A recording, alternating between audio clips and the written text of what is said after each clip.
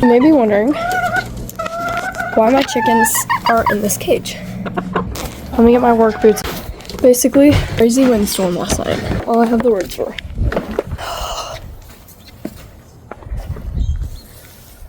Wow. The neighbor's tree got destroyed. Like half of the neighborhood coming, trying to figure out something to do with this piece of crap. Metal panels, the wood is completely broken in half. It was there at 1, got torn up like 30 minutes later, and it wasn't caught on camera. So the option is to tear it all down and completely restart.